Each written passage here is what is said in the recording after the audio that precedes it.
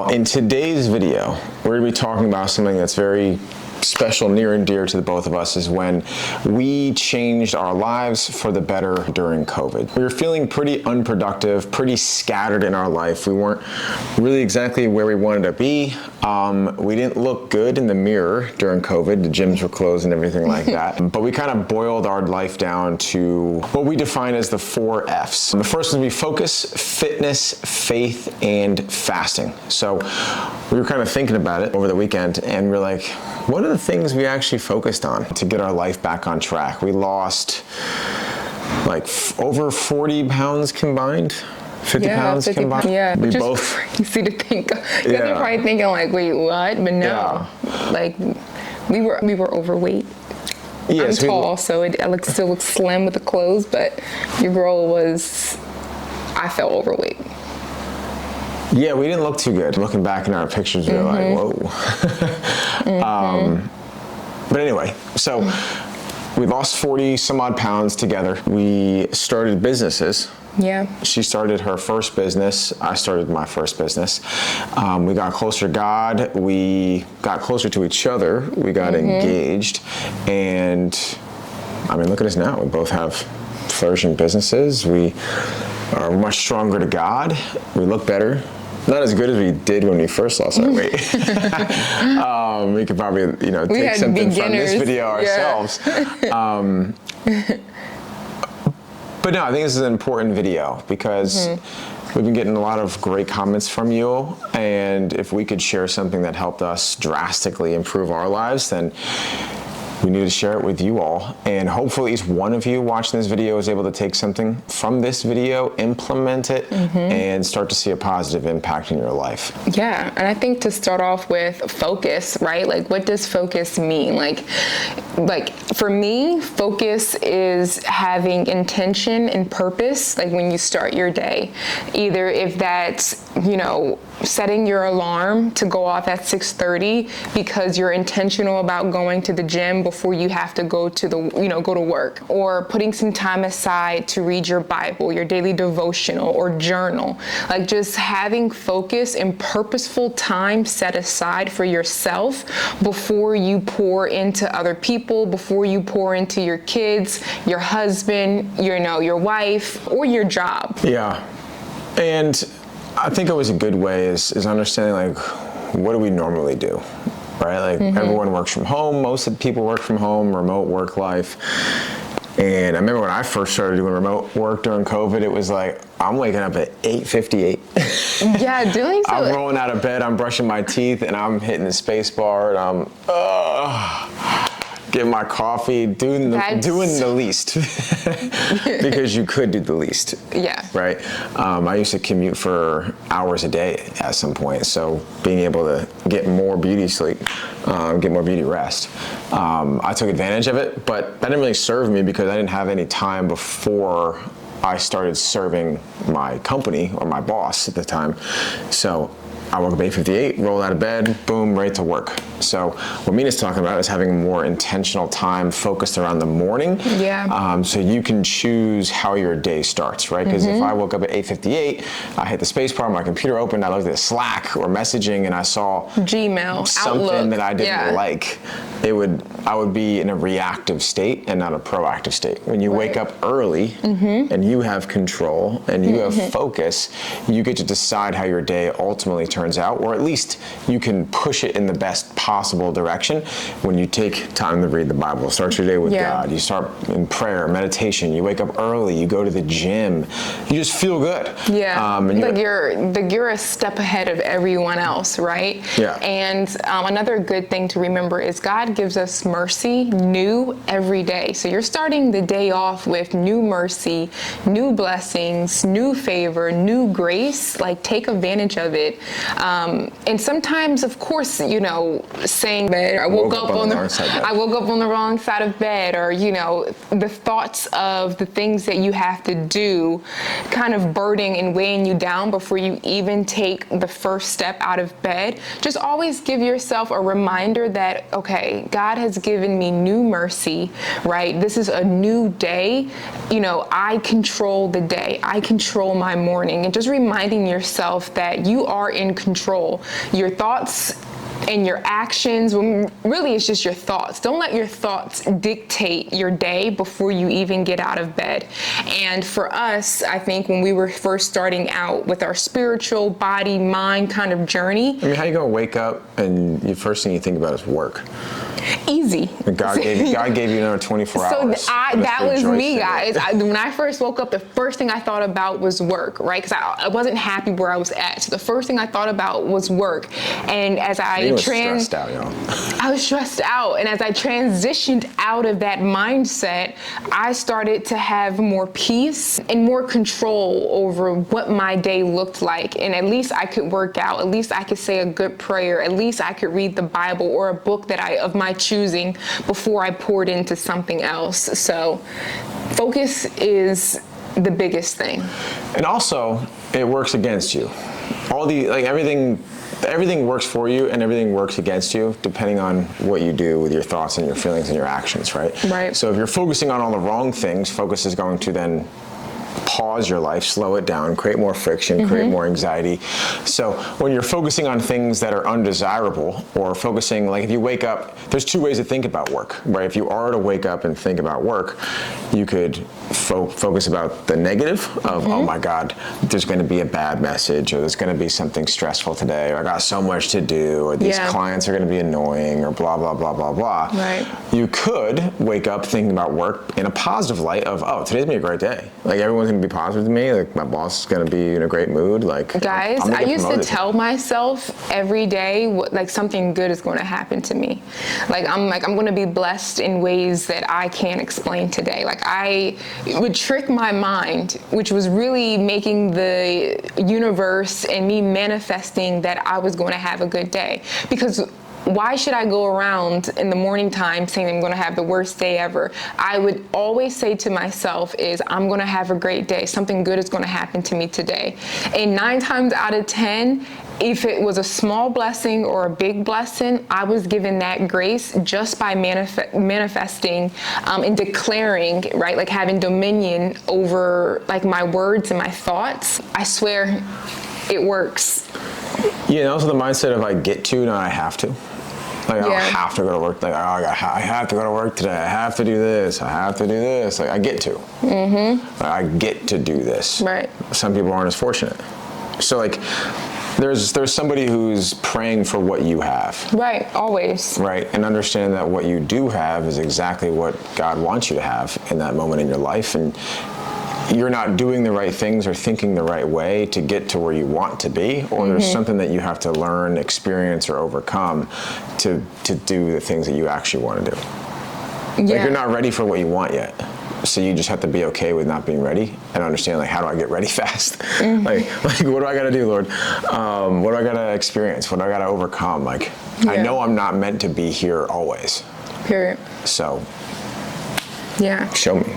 And I think just moving to the next thing, talking about fitness. Fitness, don't take it for granted. It's another small thing that you can do to set yourself up, not just for a good day, but just a lifetime of feeling good and comfortable in your own body. When I felt overweight, I think it affected me in many ways, mentally, physically. The way I viewed myself, honestly, wasn't the way that other people viewed me. When I talked to my friends back in the day, I'm like, you remember I was big? They're like, I don't remember you being big at all. What are you even talking about? I feel like you were always this way. And in my mind, I was so hard on myself. But fitness changed my life. I mean, I was always an active person, always athletic. However, as you get older, you're not playing in the basketball league, you're not playing soccer anymore, right? Like fitness it's a different form. And I know that when I started I started small. I wasn't comfortable going to the gym and I wasn't comfortable picking up weights. I started in my closet using an app, and I just consistently did it every single day. I never missed a day, and it was a thoughtless thing. All of a sudden, I say in 3 months, the weight fell right off my bones. On top of course, eating right, but it was just the act of being consistent and not overly obsessing over the results. Yeah, I was a big one for the fitness stuff. Is we just focus on just doing it every day. Like, I'm just gonna do the thing every day, and then we were like 30 minutes. We were like, whoa. 30 minutes. I got a six-pack. Oh. Yeah. Whoa, these clothes don't fit me no more. Whoa. I had to get my clothes retailored. I had to buy a whole new wardrobe. Yeah. Like, I still have fat Dylan clothes. I don't know why I still have them in the closet, but I remember I put on a shirt the first time, like after you were working out for a while, I had to wear like a button-down shirt, and I was like, I think we had to go to like Men's Warehouse and get him tailored for a suit. And all it was, so Dylan went to the gym. He also rode his bike to the gym, so he was active in multiple ways every day. Every day, rain, snow. He always went to the gym on his bike. I hit by a car and rode home. Yeah, well, that was a crazy. Yeah, somebody hit me right with a car, rode home, got to get a new bike.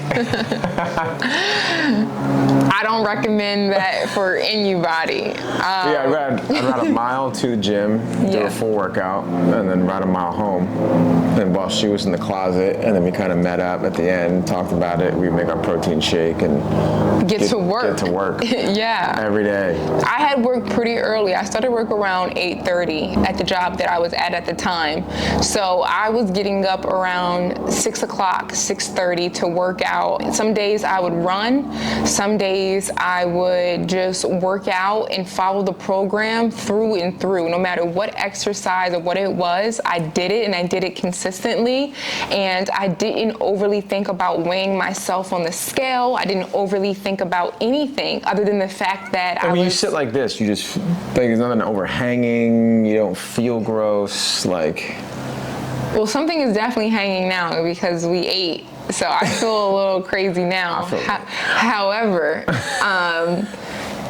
you feel good. No, yeah, you feel good. And also, you have more energy. When you're stressed out about work, and I'm not going to pretend that people don't get stressed out about work, because think about it, you're working half of your life. So work does somewhat get to you mentally. What I really loved about working out was fitness, working out, going to the gym, really took my mind off of everything else. And I was able to put my focus and intention in doing one simple thing. And that was serving my body, serving my temple. And that right there, if you have anxiety or whatever, depression or anything kind of making you feel not yourself, go to the gym and your mind would just automatically be empty. It's the craziest thing. Like the gym, I believe the gym saves lives. Because your mental... In more ways than one. And I really do. The gym really does save lives. And that was a big thing for us. Yeah. And now it's a routine. So, like Nina said, she wasn't comfortable going to the gym. I mean, I'm going to the gym for a long time. But it didn't let me stop me from... Well, once she started to get a little confidence that she could pick some weight up and, she felt comfortable in her skin and... Yeah. Yeah. We now go to the gym every day that we go to the gym. Yeah, no, the gym's a ritual. I even started to do Pilates to add something extra, into my workout. Golf. Yeah, Dylan added definitely being more frequent with golf. But being active is a part of our lifestyle, bottom line. Yeah. We go to the gym every day. Well, like gym, 4 days a week. Walking, Pilates, golf, going to the studio. If I'm not lifting weights, hitting the treadmill, like whatever it is, like literally. Walks together, like midday walks, after work walks, catch up. Walking was great. Walking clears the mind and also generates ideas. It's like it makes you creative. Your mind. Yeah. Yeah. Your hippocampus. Yeah. And also running. That's one thing I wish I can get back into. I'm not sure really where I stopped, but we moved and things happened. But running is also a great way to just declutter the mind and just focus on heart rate, running. Like, it's one of the best things ever. If you're uncomfortable to run around, start with the treadmill. Yeah, just get your body moving. Get moving. Mm-hmm. And also just be intentional with what you put in your mouth. Yeah. Be intentional about what you put in your mouth. A lot of seed oils, y'all. Yeah, seed oils, crazy, y'all. Linoleic Make acid, you feel sluggish. Canola oil, vegetable oil, palm sunflower oil, kernel oil. rapeseed oil. That doesn't even sound like just say the word. Like, Yeah. they're like, yeah, put some rapeseed oil on me. Don't do that. Yeah, don't eat like processed foods like cereal. Stop drinking so much. Like, don't smoke weed and have the munchies. Don't be ordering takeout all the time. Like, cook your own food. Yeah. You could cook way better than most places can bring it to you. 100%. Yeah, I be seeing these mukbangs on TikTok, and I'm a mukbang type of girl, meaning I like to look at, mukbangs, but there's a weird part of me that I see gluttony when I look at it now. It's kind of almost like an overindulge in something, which is fine, right? We're all here to get the views, but there's a part of my spirit that knows it's evil doing. That's hard for me to break down, but it's to the point where it's like you kind of feel Pecan Ginger disgusted. was going to be a food channel. Thank God that we are not. Thank goodness. So a long time ago, like 5-ish years ago, 5-6 years ago, like more towards the beginning of our relationship, Pecan Ginger was something that we came up with, and we used to watch Devour Power. Yeah. That was our favorite like food Instagram. Had all the best recommendations. Yeah, New York City. Yeah. So we started Pecan Ginger. I think we put one post out. Yeah. Because we were foodies, and we still are foodies. But I'm so happy that that's not what we identify with. And there's nothing wrong. To eat in the car and all these crazy things we see. Yeah, which is fine. You gotta keep one-upping it. But for health reasons and just spiritual reasons, I'm happy that's not the direction that we went into. Your body is a temple and it should be honored. You see our parents getting older and having diabetes and high cholesterol and all these health concerns that could easily be avoided. Let's not end up like, not saying our parents, but we have a choice, and we could be more educated than our parents are. And if that's simply putting down the alcohol or not going to McDonald's, Taco Bell, Subway late at night, going to Crumble Cookie, right? Like, Crumble Cookies. Find better alternatives. No one's saying that you can't enjoy sweets or you can't enjoy the things that you love. Just everything in moderation, and just be conscious of what goes into your body and how you feel the next day. Feeling very inflamed, bloated, constipated, acne, right? Like, just understand. Fogginess of thought. Yeah, fogginess, sluggish, tired. 2 crumble cookies is like a day worth of food. And so leave the crumble cookies alone, right? You can have cookies. They ain't even that good. Leave the crumble cookies alone. Don't get looped into what new flavor is happening. They're almost 2,000 calories, which is They got like 900 ingredients. above what you need to be having for your calorie intake for the day. So, yeah. People be eating a whole box. Could be eating a whole box at one time. Your organs are screaming. Okay. They're screaming. Yes. Stop, please. And then, Number 3. yes. Most importantly, third but not least, This one should have honestly been at the top. faith. Yeah. Faith in all capacities, all facets. Yeah. Faith in, obviously, our Creator. Yes. Faith in yourself. Faith Yeah. in your partner. Yeah. Faith in things working out for you. You got to have faith, because the absence of faith is doubt. Worry, doubt, And it's loss. Like, shall not fear is literally written the most times in the Bible. yeah. You're not meant to active fear, lack, Right.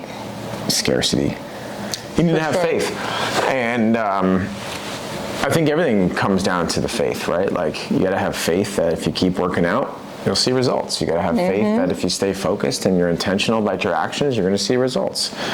Like, you need to have faith in those things happening. You need to have faith in, maybe I don't see it today, but I know I'll see it tomorrow. And if I don't see it tomorrow, that's okay. So I'll see it next week or next month, next year.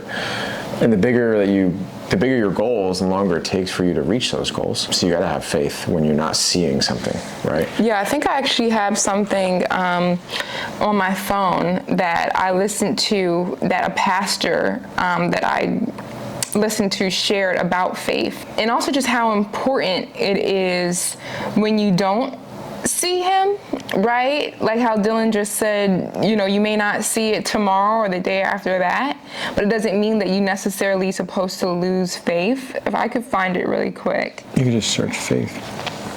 No, I think I screenshot it. Yeah, read the words. Okay, it says, God, I believe you can. God, I believe you will. But even if you don't, I still believe. I thought that was so freaking powerful. You know, when I was transitioning out of my last job, it was a job that I thought that I wanted. It was a job that I went to school for and landed, and it didn't turn out the way that I thought, or, you know, what my perception of what it was. It was different when I actually got there. And I wholeheartedly believe that God made me go through that transition in my life to lean more onto Him and not lean more onto what my understanding of what I think, you know, is best for myself. And I wholeheartedly believe that God put me in that situation to be more intimate, lean more onto Him, and then sounds like a Bible verse. Also, yes, Proverbs 3, which is her favorite verse. Follow the Lord with all thine heart. Lean not onto my own understanding, but submit to Him in all my ways, and He shall direct my paths. People say it in all different types of ways, but that's how I say it. That's how I memorize it. It's probably the most powerful verse in the entire Bible, in my opinion. So that verse is what got me through that transition of feeling anxious, somewhat depressed, just because I wasn't happy where I was at. And yeah, faith is everything to us. If you don't have faith, as Dylan was said, the opposite is honestly you're lost in more ways than one.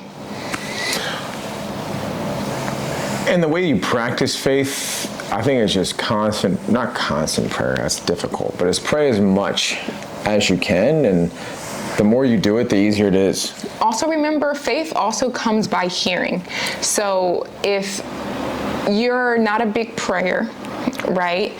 Don't want a sermon, don't want a motivational, you know, speech. I believe my favorite person to listen to is Les Brown. I think that's his name, Les Brown. Throw on a motivational speech, throw on a sermon, right? And listen to the word. Throw on an audible and listen.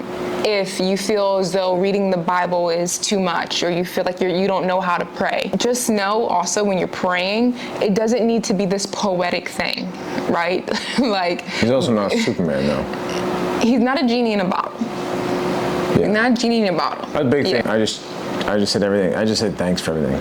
That's all. It's pretty much all my prayers are. Thank you for this. Thank you for this. And it's simple things. Like the more you can express gratitude for the things that you take for granted. Like, thank you for a roof over my head. Thank you for the clothes on my back. Thank you for the food in the fridge. Thank you for my ability to walk. Thanking Him in the midst of chaos is probably the best thing you could ever do. We love to thank Him when nothing is going, when everything's going right. When things are going wrong, that's when His presence is like illuminating. Thank Him in the chaos. Thank Him with the boss writing you the nasty email, with the customer cussing you out, with you in the car and you're fed up. Thank Him on your drive home, right? Thank Him when the kids are yelling in the background and screaming. Thank Him in the chaos. That is the best time to show your gratitude and show that you put Him above anything else. Yeah. Yeah, the thing back when we first got onto this, you know, the whole reason for this video is we were doing meditation a lot. I was meditating every single day for about 10 to 20 minutes. Yeah. And just being still. And that was always something that I thought was like, oh, meditation? Like, what are you, a monk? I was like, that's corny. And then I started to do it, and someone said something profound to me. He goes, there's no wrong way to meditate. You can't mess it up. And I was like, There's no wrong way to pray. Yeah, you can't mess it up. Yeah. There's no wrong way to journal. I was like, okay. Well, that's pretty freeing that I'm not going to not do it bad. Right. And then I'll probably not be good this time, but I could get better at it. Yeah. I'm still not good at meditating. I became kind of good at meditating. I wouldn't say good. It's no good or bad. What I mean is I became better at decluttering my mind and focusing on nothing. Focusing on nothing. Thoughts will pop back in your head, of course, because you're human, but really emptying my mind to allow God to speak to me and be able to separate my fleshly thoughts from my spiritual thoughts. Yeah. Yeah. But the fourth one, I'm not sure if I can get on board for. Fasting. Absolutely fasting. It sounds crazy.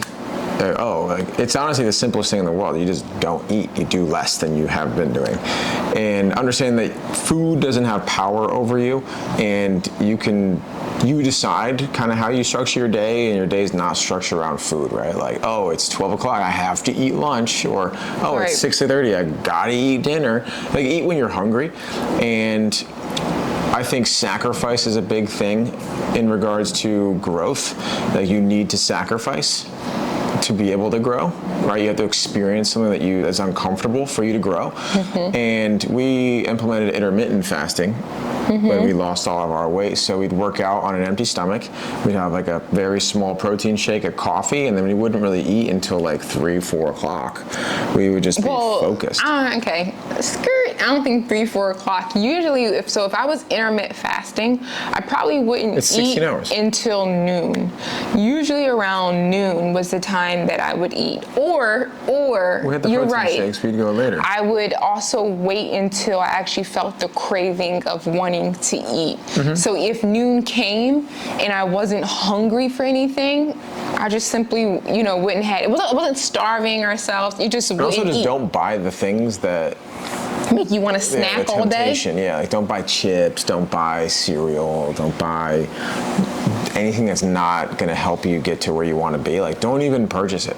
You save money, and you eliminate the risk of you succumbing to your. Yeah, you're in the cabinet looking for the crackers. Leave them just alone. Eliminate. Yes. Eliminate it. Yes. And the fruit cups in the back. And I think, fasting has a lot of actual physical benefits, right? Like, it allows your cells to literally repair themselves. Autophagy. It allows you to, like, your body's like, whoa, we can't break down. We're not breaking food down. Like, we could actually get to work out here. Yeah. So there's a lot of cancer benefits. It helps, your digestive system. Yeah. Mental clarity. Yeah. And also in the Bible, like, Jesus fasted. Like a lot of individuals in the Bible fasted. They talk about it a lot. Yeah. They weren't walking around. Fast. We did. Dylan did 72 and I did 48. I could have gone longer, but it was just inconvenient. It was date night. So I'm not gonna lie. So I did 48. I did feel sickly, y'all. She didn't drink her electrolytes and her fasting salts like I tried to get her because she didn't like the taste of it. I was feeling sickly. There was a few times I had to lay down. Low on and you know what's so funny, guys? After I fasted, I read in Matthews that when you're fasting, he doesn't want you to be in a slumber. That it's actually sinful to walk around in a slumber, like not get yourself together. He quotes in the Bible in Matthews that he wants you to be like wash your face, like perk up. He said no one should know that you're fasting. Like it should be something that is behind closed doors between me and him. Meaning you shouldn't be walking around like, I feel this way because I'm doing that. Like, no, that is not what it's about. And I was like, because I wasn't walking around telling people that I was fasting. She was laying down. I was so sluggish. And you feel great. Once you get past that sluggish part, then you go into enlightenment. Yes. Literally, and don't do it on the weekend. Like, do it during the week. Yeah. Like, do it when you're working, you're not focused. Yeah. When your focus is not on, I haven't eaten in a while. Your focus is on, I'm just gonna do these things. Like, fill your day up. Like, make it your most busy week. Like, I'm gonna fast. Yeah. And you're gonna realize that the food doesn't have power over you. You have power over the food. Yep. It doesn't dictate your thoughts, your feelings, and you can actually do that. As well as, make a statement, pray on it, like, Lord, I want to sacrifice, like? Yeah, so when I was fasting, some people do it for health reasons, of course. I was actually doing it for a breakthrough at my job, to be honest. And I prayed for, and I think it's also okay to ask, right? Like, I prayed for a breakthrough. I prayed for this blessing to come to fruition. Of course, that doesn't mean it's going to be on my time. However, I did want to show God that I was sacrificing something in return for something. And that's not frowned upon. You can do that. However, just know, just because you're showing him that you're sacrificing things, right? It may not happen directly when you want it, but it is recognized in the spiritual realm. So let's just say, did I get what I wanted? In hindsight, yes. Did it feel like that in the moment? No. But now looking back, these past couple of weeks or week, I'm like, he did actually answer my prayer. It just wasn't in the way that I thought it was going to be answered. It was in the way God intended for it to, come to fruition. So yes, fasting for health concerns or spiritual concerns go hand in hand. And if you really want to get your body in shape, I would say pair intermittent fasting with fitness. And focus. And focus. And faith. That's one of the 4 pillars that we're talking about today, the 4 F's. You're going to be through the moon, right? Like, you're going to feel so good. You're going to look good. And you're going to have this glow that other people see and are going to want to know, what are you doing? And this may sound like a lot. And it was a lot, right? Like, it took like an actual, like a monumental shift in our mindsets and our actions and our daily habits. Took a few months. Change our whole lives. Yeah. Maybe like a 360, literally. Yeah. And it's contagious, right? Like, maybe if your partner's not 100% on board, like, lead by example. Don't make them feel worse, right? Yeah. Like when I first started this, I would wake up at 5 a.m. and I'd see her still sleeping there, and I'd be like, first of all, y'all, hold on. You were sleeping, so you can't even say. So I was like, all right, whatever. I'm gonna go to the gym, and after like a week or so, you're like, all right, I'm gonna hop on board here, and I'm gonna get going. Seriously, you're trying to tell me you did it from day one with me? I think maybe you started it. Yeah, I started it. And then I finished it. Oh, okay, yeah, we can roll with that. But anyway, I did it, and I was like, I'm gonna show her. I'm not gonna tell her, be like, you wake up early today, lazy bum. Like, I was like, I'm just gonna go to the gym, and if she wants to hop on, she would hop on. I'm gonna lead by example. I'm not gonna force something on her. Right? Yeah. But what I'm trying to say here is that there's a lot of stuff that we just covered, and I would say that the best way to do it is to start small, right? Yeah. Start with like little bite-sized things, start to compound feelings of success. Like, I woke up at the same time every day this whole week. Oh, it's a habit then. Like, I didn't eat until noon every day this week. Oh, okay. Oh, I, meditated or prayed every day this whole week. Like, you start to feel good when you do something over and over and over again. Right. And the more that you do it, the more it becomes commonplace, because everything that you do right now was something that you'd never done before, and you just done a lot of times, right? Like, tying your shoe was very hard at one point in your life, and now you've tied it so many times, it's like, you don't even use conscious brain resources. So how can you just do something, form a habit, right, and then it just becomes second nature? Yeah.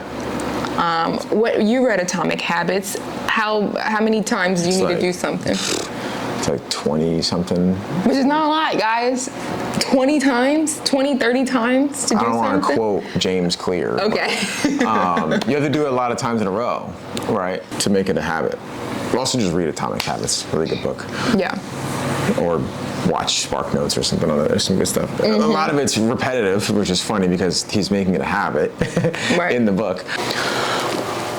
What is going on, y'all? Sorry to take away from the video, but in the description, we have our daily discipline tracker where we talk about the 4 F's and how you can implement daily non-negotiables in your life. This was something that me and Mina did religiously, and it's helped us lose a bunch of weight, start businesses, and get much closer to God. So click the link in the description, download it, it's totally free, and back to the video. Well, awesome, guys. Well, in the description, download the daily discipline tracker, and let us know if this type of content is something that you guys like talking about things that we've implemented, things that have helped us, because what's the point of learning something if we can't share the knowledge. So we will see you in the next one. Bye, guys.